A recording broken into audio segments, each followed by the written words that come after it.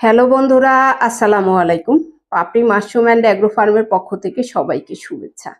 আশা করি সবাই ভালো আছেন। একজন শ্রদ্ধেয় নতুন উদ্যোক্তা জানতে চেয়েছেন মাশরুম চাষ করতে কত টাকা ইনভেস্ট করতে হয়।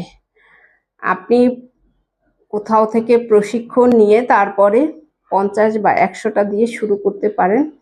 এক্ষেত্রে আপনার হয়তো 1600-1700 টাকা লাগবে, অথবা 3-3.5 হাজার টাকা লাগবে যদি আপনি 100টা বসান।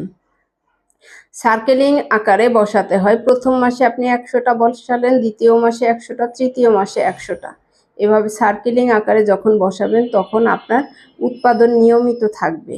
কিন্তু যদি আপনি একসাথে বেশি ইনভেস্ট করেন বা একসাথে বেশি বসান, সেক্ষেত্রে আপনার উৎপাদন একসাথে আসবে, আপনি বিক্রি করতে পারবেন না, কারণ আপনার তো মার্কেট ধরা নেই। যদি মার্কেট ধরাও থাকে সেক্ষেত্রে আপনি নিয়মিত উৎপাদনটা পাবেন না। একবারে ফলন আসবে, আবার গ্যাপ আসবে, আবার ফলন আসবে। সেক্ষেত্রে নিয়মিত আপনি ভোক্তা ধরে রাখতে পারবেন না। আপনাকে সার্কেলিং আকারে বসাতে হয়, আপনাকে বুঝে শুনেই বসাতে হয়, শুধু বসাতে পারলেই হয় না।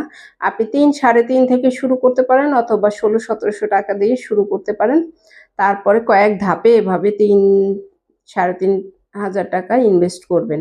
মোট কথা হয়েছে 3 মাস ব্যাপী আপনি 10,000 টাকা ইনভেস্ট করলে, এরপরে আপনি সঠিকভাবে বিক্রি করতে পারলে, মার্কেট ধরতে পারলে, আপনি এই টাকা দিয়েই আপনি লাভ প্লাস মূলধন দিয়েই আপনি বাড়াতে পারবেন। কিন্তু অনেকাংশেই দেখা যায় এই টাকা যখন বিক্রি হয় তখন সে অন্য কাজে লাগিয়ে ফেলে, তখন এই মূল টাকাটা সে আর পাচ্ছে না, তখন নিজে হিসাবও করতে পারছে না যে আমি কত টাকা ইনভেস্ট করলাম আর কতটুকু আমি লাভবান হলাম। কারণ এর মাশরুম চাষের একটা লেয়ার যখন বসান, ফাইনালি বোঝা যায় 3 মাস পরে, অর্থাৎ এর উৎপাদন মিনিমাম 3 মাস ব্যাপী হয়ে থাকে। 3 মাস পরে আপনি বুঝতে পারবেন আপনার কত কেজি উৎপাদন হলো এবং কত টাকায় আপনি বিক্রি করতে পারলেন। আশা করি ভিডিওটি দেখে উপকৃত হবেন। ভালো থাকুন, সুস্থ থাকুন এবং নিজ ঘরে ঘরে মাশরুম চাষ করে নিজের পুষ্টি চাহিদা মিটিয়ে তুলুন। ভালো থাকুন। আল্লাহ হাফেজ।